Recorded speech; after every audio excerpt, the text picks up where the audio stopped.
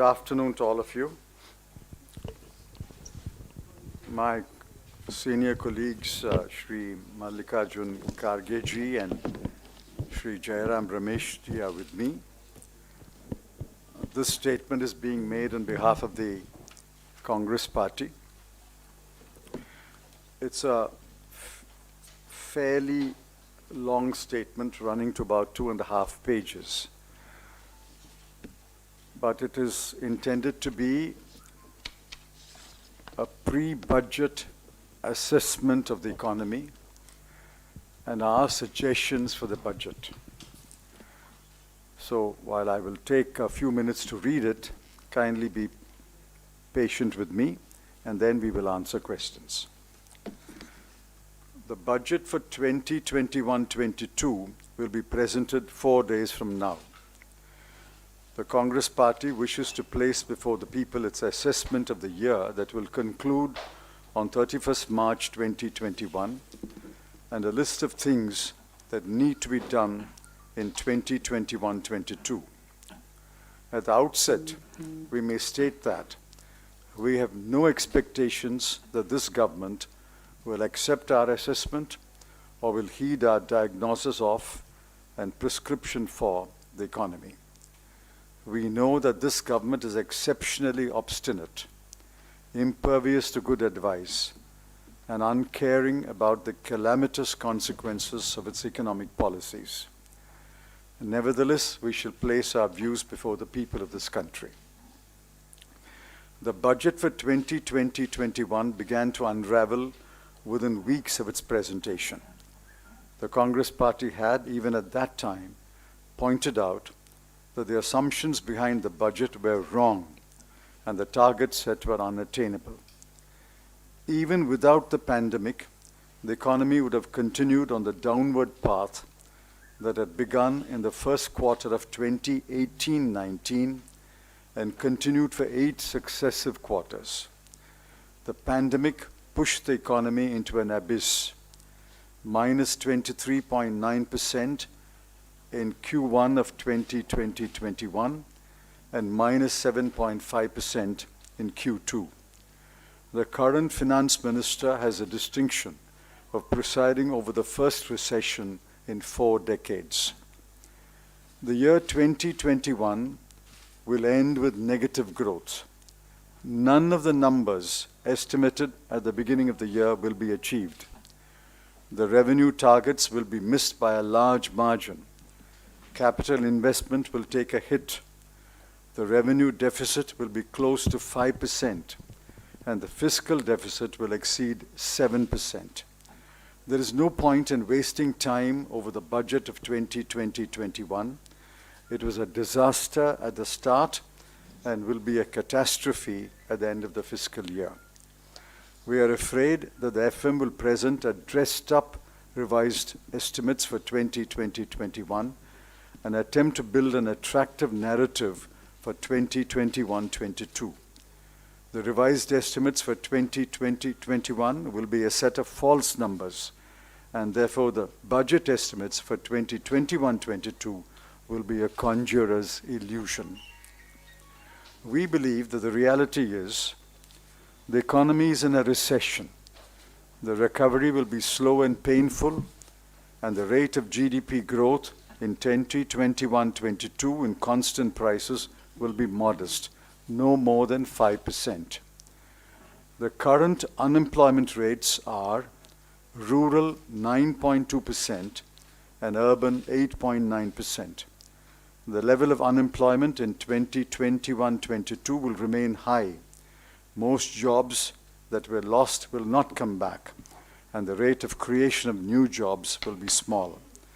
The wage cuts in the organized sector may be restored, but real wages will not grow in 21-22.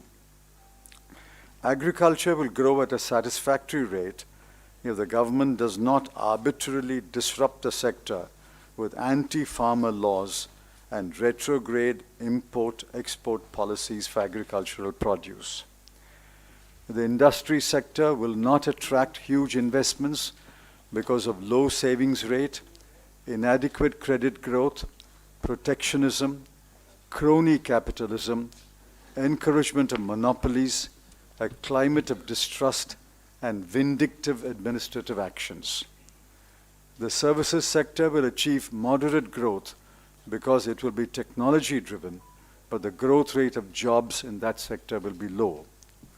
Exports and imports will be in the doldrums because of the protectionist policies and the world economy not fully recovering in 21-22.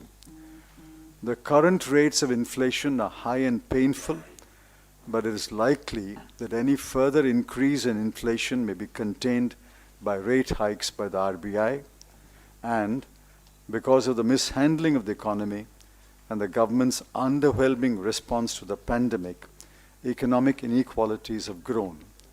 A report by Oxfam titled Inequality Virus shows that the vast majority have lost incomes and livelihoods, while a tiny few at the top have multiplied their wealth.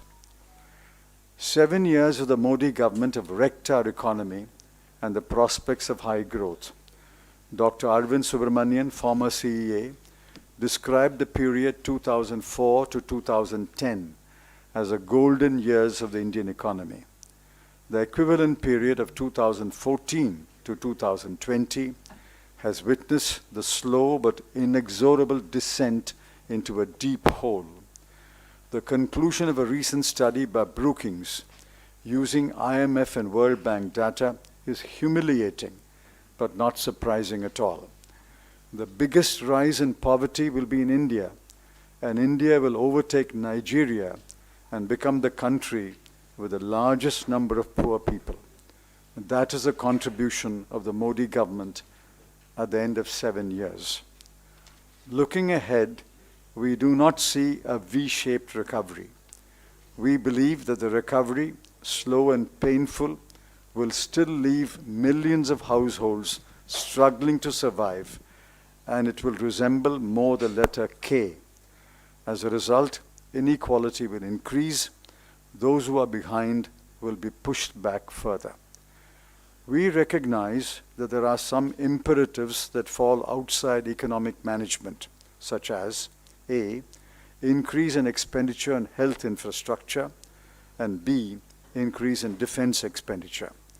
The Congress Party will support significant increase under both heads.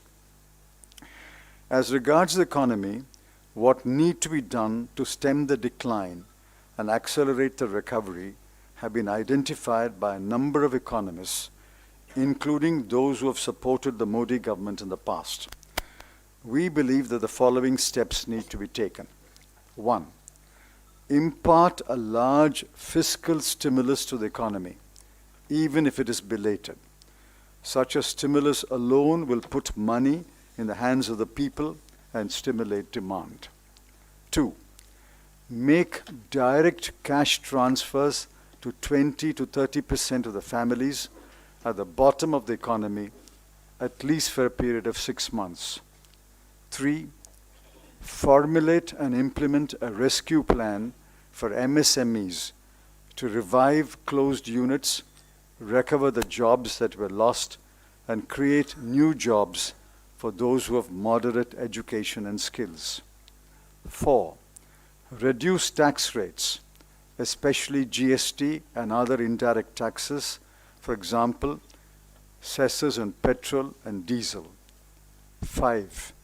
Increase government capital expenditure. 6.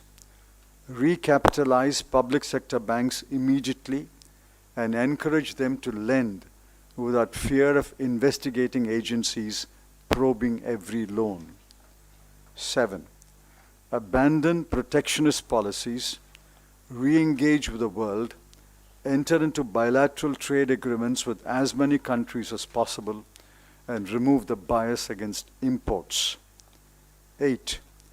Formulate sector-specific revival packages for telecommunication, power, mining, construction, aviation, and tourism and hospitality. 9. Review and rescind amendments to tax laws that have been widely viewed as tax terrorism. 10. initiate a comprehensive and time-bound review of the regulations made by RBI, SEBI, TRAI, CERC, and other regulatory agencies that have been widely regarded as over-regulation. As we said, we have no expectations from this government. Our effort today is to highlight the wrong policies, the incompetent economic management, and the missed opportunities. By a stroke of good fortune, if even a part of the agenda that we have set out is accepted by the government, and we do not crave any acknowledgement, we shall be happy and relieved for the sake of the people of India. Thank you. अभी जो बातें budget के सिलसिले में कहा गया उसको हट के मैं दो चीज़ें आपको बताना चाहता हूँ। एक फार्मर्स का इशू जो बहुत बड़ा इशू है और फार्मर्स कम से कम अब 64 दिन से बॉर्डर पे बैठे हुए हैं, लेकिन सरकार 3 काले कानूनों को वापस लेना नहीं चाहती। इसके लिए देश के सारे किसान लड़ रहे हैं अपने अपने जगह, और खासकर पंजाब, हरियाणा, वेस्टर्न यूपी, यहाँ के किसान तो रास्ते पे बैठे हैं, लेकिन सरकार उधर ध्यान नहीं दे रही उस समस्या को सुलझाने के लिए। सिर्फ वो मीटिंग बुलाते हैं। अब तक तो उन्होंने 11 मीटिंग बुलाए हैं और हर मीटिंग में क्या क्या हुआ ये बताने के लिए वक्त नहीं है, आप सबको मालूम ही है। लेकिन 11 मीटिंग होने के बाद भी अगर किसानों की समस्या हल करने के लिए सरकार तैयार नहीं है तो वो एक रास्ता निकाले कि इन किसानों को किस ढंग से डिवाइड करेंगे, या ऐसा एक तरीका उन्होंने निकाला कि लोग बैठ बैठ कर थक जाएंगे, वो अपने आप घर चले जाएंगे। या दूसरा तरीका उनका कि किसानों के अंदर फूट डालने की कोशिश भी उन्होंने की और थोड़ा बहुत कुछ उन्होंने सक्सीड भी किया। लेकिन हम ये चाहते हैं, हम सारे पार्टी के लोग इस किसान आंदोलन को सपोर्ट किए हैं, इसमें कोई दो राय बात नहीं है, क्योंकि इस कानून के खिलाफ हमने पार्लियामेंट में लड़ने की कोशिश की, वहाँ पर इसका चर्चा नहीं हुआ। राज्यसभा में इसके लिए वोटिंग की कोशिश की, वहाँ पर 8 लोगों को सस्पेंड किया गया, जिसमें कांग्रेस के 3 लोग थे। तो ये बगैर चर्चा, बगैर स्टैंडिंग कमेटी को भेजे, बगैर स्टेक होल्डर्स को इन्वॉल्व करके ये जो कानून लाया गया, इसके खिलाफ जो आंदोलन चल रहा है, उस आंदोलन के लिए हम सभी लोग किसानों के साथ हैं। लेकिन चंद लोग किसान को बदनाम करने के लिए और उसमें उनको अलग थलग करने के लिए कोशिश किए, लेकिन किसान थकने वाला नहीं है। ये उनकी होशियारी है, उन्होंने जो 26 जनवरी को किया। और मैं साफ साफ ये कहूँगा कि कौन लीडर था या कौन किसान था या कौन आदमी था जिसने रेड फोर्ट पे, लाल किले पे जाकर झंडा लगाया और सरकार उसको देखते रही। क्या आपकी इंटेलिजेंस नहीं है कौन क्या करने वाले हैं? 26 तारीख के दिन के लिए तो सारे इंटेलिजेंस और जो इंफॉर्मेशन आईबी डिपार्टमेंट, जो भी पुलिस वाले होते हैं और यहाँ की जो पुलिस कमिश्नर, ये अलर्ट होते हैं और सब तरफ देखते रहते हैं कि क्या होने वाला, किधर कुछ। इतना रहते हुए भी वो 3-4 ट्रैक्टर्स आए कैसे अंदर? क्या साइकिल था? क्या मोटरसाइकिल था? क्या कोई एक आदमी भागते भागते गया? अरे बाजाबता जब ट्रैक्टर लेके अंदर घुस रहा है तो सरकार की इंटेलिजेंस कहाँ थी?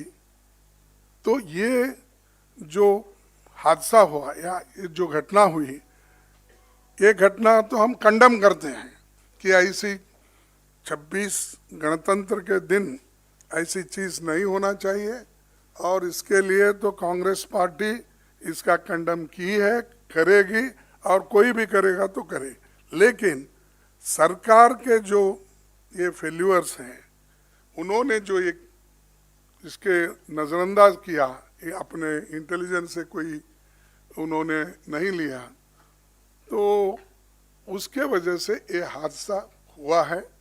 मैं ये कहूँगा कि इस आंदोलन को तोड़ने के लिए बीजेपी सरकार ने पूरी अपनी ताकत लगाई है और जो आदमी लाल किले पे चढ़ता है वो आदमी शाहजी के साथ उसको फोटो, शाहजी बोले तो शाहजी महाराज नहीं, हमारे जो होम मिनिस्टर है शाह, उनके घर में उसकी फोटो होती है, सोफा पे बैठ के फोटो लेते हैं और एक छोटा सा चिमटी भी वहाँ हमारे मोदी साहब के घर में नहीं घुसता, एमपी जाता ही नहीं, मिनिस्टर को भी कोई प्रवेश नहीं है। कैबिनेट जब होती है तो तब जब उनको अंदर बुलाएंगे तभी छोड़ेंगे।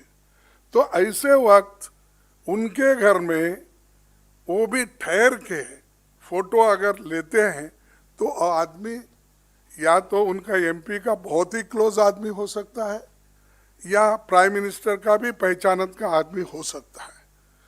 तो ये जो फोटो गीटो निकाले, इससे यही मालूम होता है कि सरकार के लोग ही इसमें मिलके ये काम किए हैं और आज हमको उसको देखना चाहिए।